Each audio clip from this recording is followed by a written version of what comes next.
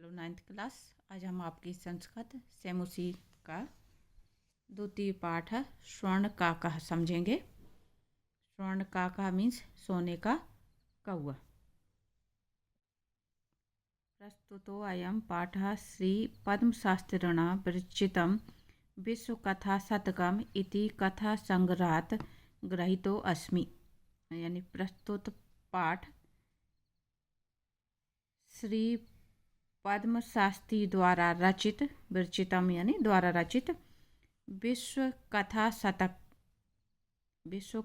शतकम नामक कथा संग्रह से लिया गया है।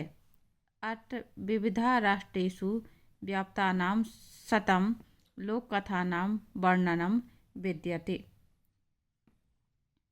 इसमें यानी विश्व कथा शतकम में, शतक मीन्स 100, तो इसमें विभिन्न देशों की, विविध राष्ट्रेषु यानी विभिन्न देशों की 100 लोक कथाएं संकलित की गई हैं इस पुस्तक में। ऐसा कथा बर्म म्यांमार देशस्य श्रेष्ठा लोक कथा अस्ति। यहाँ पे जो कथा प्रस्तुत की जा रही है आपकी स्वर्ण काकः, यह कथा बर्मा देश, बर्मा को आजकल म्यांमार कहती हैं, म्यांमार देश की श्रेष्ठ लोक कथा है, यानी सबसे अच्छी लोक कथा है। अस्यां कथायाः लोभस्य दुष्परिणामः तथा च त्यागस्य सुपरिणामः स्वर्ण पक्ष काक माध्येन वर्णितो अस्ति। अस्यां कथायां यानी इस कथा में लोभ और उसके दुष्परिणाम के साथ साथ त्याग और उसके सुपरिणाम का वर्णन एक सुनहरे पंखों वाले कौवे के माध्यम से की गई है। यानी यहाँ जो कथा प्रस्तुत की जा रही है उसमें लोभ के दुष्परिणाम और साथ में त्याग के सुपरिणाम किसके द्वारा, सोने के पंख वाले कौवे के माध्यम से प्रस्तुत की जा रही हैं। पुरा कस्मिंश्चित् ग्रामे एका निर्धना वृद्धा स्त्री न्यवसत। प्राचीन काल में किसी गांव में, एका कस्मिंश्चित् यानी किसी गांव में एक गरीब और बूढ़ी स्त्री रहती थी। न्यवसत यानी रहती थी। तस्याः च एका दुहिता विनम्रा मनोहरा च आसीत्। दुहिता कहते हैं बच्चों पुत्री। यहाँ पे मैंने मीनिंग लिख दी है, इसी तरह से आपको मीनिंग लिख लेना है जिससे आपको याद रहें। जब भी आप पाठ का अध्ययन करें तो इस तरह से मीनिंग जल्दी याद हो जाते हैं। मैंने आपको उदाहरण के तौर पे जो पीछे शब्द दिए हुए उनको नोट करके बताया है। इनमें से जिन भी शब्दों का मीनिंग आपको नहीं मालूम हो आप उनके नोट करें। तस्याः यानी उसकी एक विनम्र और मनोहर पुत्री थी। एकदा मीन्स एक बार। एकदा माता स्थाल्यं तांडुलान निक्षिप्य पुत्रीम आदिशत। एक बार माता ने थाली में, स्थाल्यम यानी थाली में और तंडालु यानी चावल, एक बार माता ने थाली में चावल निकालकर, निक्षिप्य यानी निकालकर या थाली में डालकर पुत्री को आदेश दिया कि सूर्यातपे तंडालुम खगेभ्यो रक्ष। सूर्य तापे यानी धूप में चावलों की पक्षियों से रक्षा करो। खगेभ्यो यानी पक्षियों से। किंचित कालांतरम एको विचित्रः काकः समुड्डी तस्य समीपम अगच्छत। कुछ समय बाद, किंचित कालांतरम यानी कुछ समय बाद, एक विचित्र कौवा उड़कर उसके पास आ गया या पहुंचा। समुड्डी यानी उड़कर, और तस् यानी उसके, समीप यानी पास में, आगच्छत यानी आ गया या आ पहुँचा। नेताद्रसा स्वर्ण पक्षो रजत चंचू स्वर्ण काकस्तया पूर्वम दृष्टः।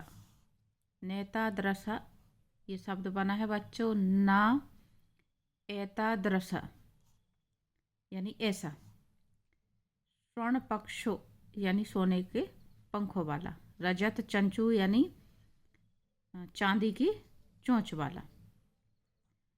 तो इसका जो मीनिंग है, नेताद्रसा स्वर्ण पक्षो रजत चंचू, ऐसा सोने के पंखों वाला तथा चांदी की चोंच वाला सोने का कौवा उसने पहले कभी नहीं देखा था। पूर्व में यानी पहले, और दृष्टा यानी देखा, और ना यहाँ से मीनिंग दे रहा है, पहले कभी नहीं देखा था।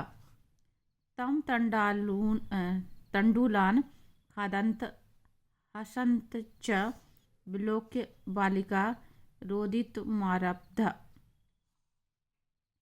तम यानी उसको चावल खाते हुए तथा हंसते हुए देखकर, विलोक्य यानी देखकर, बालिका यानी लड़की ने रोना शुरू कर दिया। तम निवारयंती सा प्रार्थयत, तम यानी उस कौवे को हटाती हुई, रोकती हुई लड़की ने प्रार्थना की। तंडुलान माँ बख्शय यानी चावलों को मत खाओ। मदिया माता अतीव निर्धना वर्तते, मदिया यानी मेरी माता बहुत, अतीव यानी बहुत, निर्धन यानी गरीब, मेरी माँ बहुत गरीब है। स्वर्ण पक्षः काकः प्रोवाच, सोने के पंखों वाला कौवा बोला। प्रोवाच यानी कहा, सोने के पंखों वाले कौवे ने कहा। माँ शुच यानी दुख मत करो। सूर्योदय त्या प्राग ग्रामाद बहि पिपल वृक्ष मनु त्वया आगंतव्यम।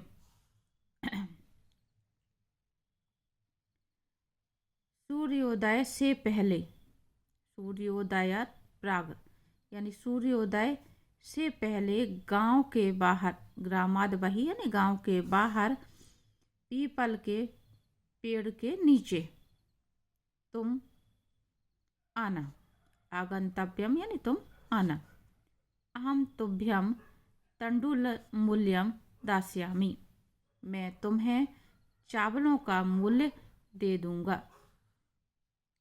प्रहर्षिता बालिका निद्रामपि न लेभे, इस बात से खुश होकर, प्रहर्षिता यानी प्रसन्न हुई, इस बात से खुश होकर के बालिका को नींद भी नहीं लगी, या रात में वह सोई भी नहीं। सूर्य उदय पूर्व में सा तत्र उपस्थिता, दो शब्द हैं इसमें, तत्र उपस्थिता, संधि होकर के हुआ है तत्र उपस्थिता, यानी सूर्य उदय से पहले ही वह लड़की वहाँ पहुँच गई। वृक्षस्य उपरि यानी वृक्ष से ऊपरी, विलोक्य सा च आश्चर्यचकिता संजाता यत् तत् स्वर्णमयः प्रसादो वर्तते। प्रसादों का मतलब महल। वृक्ष के ऊपर देखकर वह लड़की आश्चर्यचकित हो गई, क्योंकि वहाँ ऊपर यानी वृक्ष के ऊपर क्या था, सोने का महल था। यदा काकः सैतवा प्रबुद्धस्तदा तेन स्वर्ण गवाक्षत कथितम हम हौ बाले त्वं गाता तिष्ठ अहम त्वत्कृते सोपान अवतारयामि। वहाँ पर जब कौवा सोकर जागा, यदा यानी जब कौवा सोकर जागा, तो उसने यानी कौवे ने खिड़की से लड़की को देख करके कहा, हे बालके, तुम आ गई हो, ठहरो।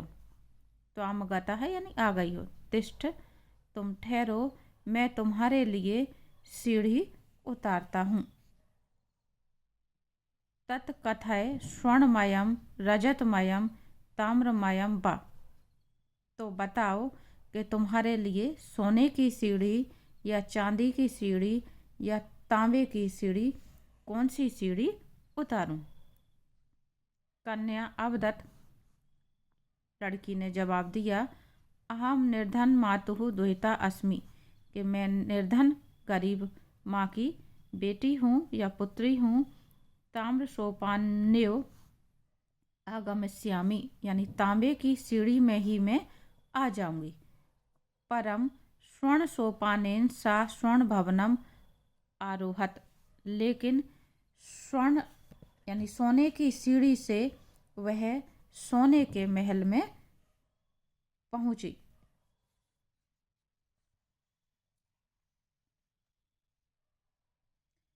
चिरकालम भवने चित्र विचित्र वस्तूनि संजितानि दृष्ट्वा सा विस्मयम गतः। चिरकाले यानी बहुत देर तक।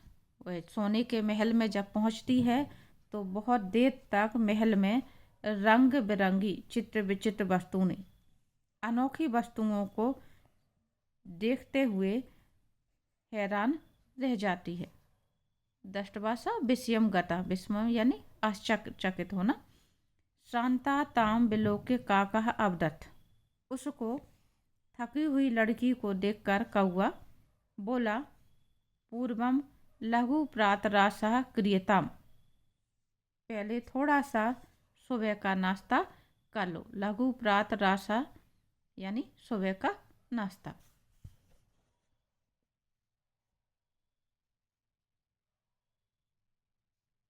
बद त्वं स्वर्णस्थाल्यां भोजनं करिष्यसि किं वा रजतस्थाल्याम् उत ताम्रस्थाल्यां?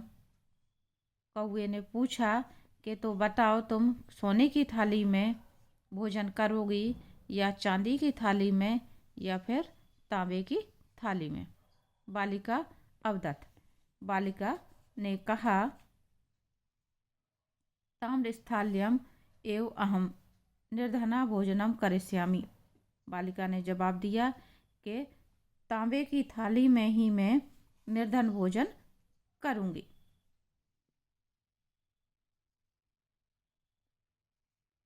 तदा सा आश्चर्यचकिता संजाता यदा स्वर्णकाकेन स्वर्णस्थाल्यां भोजनम परिवेशितम।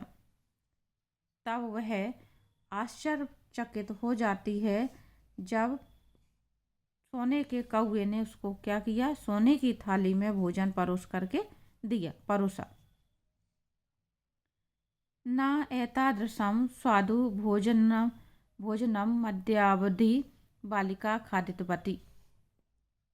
बालिका ने इतना स्वादिष्ट भोजन पहले कभी नहीं खाया था, यानी आज तक नहीं खाया था।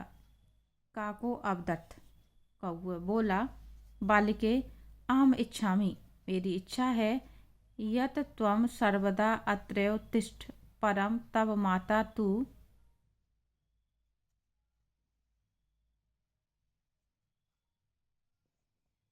बालिके अहम इच्छामि, बालिका मेरी इच्छा है, यत त्वं सर्वदा अत्रैव तिष्ठ, कि तुम यहाँ हमेशा रहो। परम तव माता तु एकाकिनी वर्तते, परंतु तुम्हारी माता अकेली हैं। अतः त्वं शीघ्रमेव स्वगृहं गच्छ, इसलिए तुम जल्दी ही अपने घर जाओ। इत्युक्ता काकः कक्षाभ्यन्तरात् तिस्रमञ्जूषा निस्सार्य तां प्रत्यवदत्।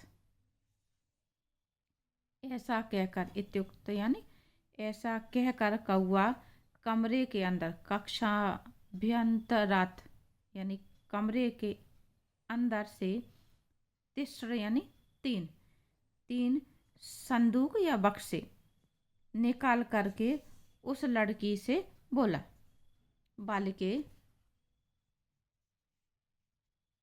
यथेच्छं गृहाम मंजूषा में कम कि अपनी इच्छा अनुसार एक संदूक ले लो। यथेक्षम यानी अपनी इच्छा अनुसार। लघुतमा मंजूषा प्रग्रह्य बालिकाया कथितम इयत एव मदीय तंडुलानां मूल्यम। सबसे छोटे लघुतम यानी सबसे छोटे संदूक को लेकर लड़की ने कहा, यह मेरे चावलों का मूल्य है। गृहमागत्य तया मंजूषा समुद्घाटिता तस्यां महारहाणि हीरकाणि विलोक्य सा प्रहर्षिता तद्यनाद धनिका च संजाता। घर आकर के उसने उस बॉक्स को यानी संदूक को खोला। उसमें बेशकीमती या बहुमूल्य हीरों को देखकर वह खुश हो गई और उस दिन से वह धनी या अमीर बन गई। तस्मिन्नेव ग्रामे एका अपरा लुब्धा वृद्धा न्यवसत। उसी गांव में एक लोभी बुढ़िया भी रहती थी। तस्य अपि एका पुत्री आसीत्। उसकी भी एक पुत्री थी। ईर्ष्या सा तस्य स्वर्णकाकस्य रहस्यं ज्ञातवती। जलन के कारण या ईर्ष्या के कारण उसके सोने के कौवे के रहस्य को वह जान गई। सूर्य तपे तंडुलान निक्षिप्य तया अपि स्वसुता रक्षार्थम नियुक्तः। सूर्य की धूप में चावल डाल करके उसने भी अपनी पुत्री को रखवाली के लिए नियुक्त किया। तथैव स्वर्णपक्षः काकः तंडुलान भक्ष्यन् तामपि तत्रैव आकारयत्। वहाँ भी वह सोने के पंखों वाले कौवे ने चावल खाते हुए उस लड़की से वैसा ही करने को कहा। प्रातस्तत्र गत्वा सा काकं निर्भर्ष्यन्ती प्रोवाच। सुबह वहाँ जाकर के उस लड़की ने कौवे की निंदा करते हुए कहा, वो नीच काकः कि हे नीच कौवे, अहम आगता मैं आ गई हूँ, महम तंडु मूल्य पृच्छत मेरा चावलों का मूल्य दे दो।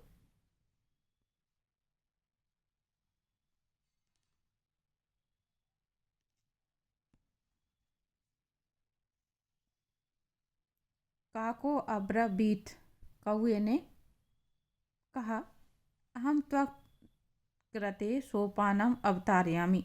मैं तुम्हारे लिए सीढ़ी उतारता हूँ। तत्कथय स्वर्णमयम रजतमयम ताम्रमयम वा। तो बताओ कि सोने की, चांदी की या तांबे की कौन सी सीढ़ी से तुम आओगी। गर्विताया बालिकाया प्रोक्तम। गर्विता यानी घमंडी लड़की ने कहा, स्वर्णमयेन सोपानेन अहम आगच्छामि। सोने की सीढ़ी में मैं आऊँगी। परम स्वर्ण का तत्कृते ताम्रमयम सोपानमेव पृच्छत। लेकिन उस सोने के कौवे ने लड़की के लिए क्या करा, तांबे की सीढ़ी ही उतारी या दी। स्वर्ण काकस्य ताम भोजन अपि ताम्र भाजने एव अकार्यत। और सोने के कौवे ने उसको भोजन भी तांबे के बर्तन में ही कराया या परोसा।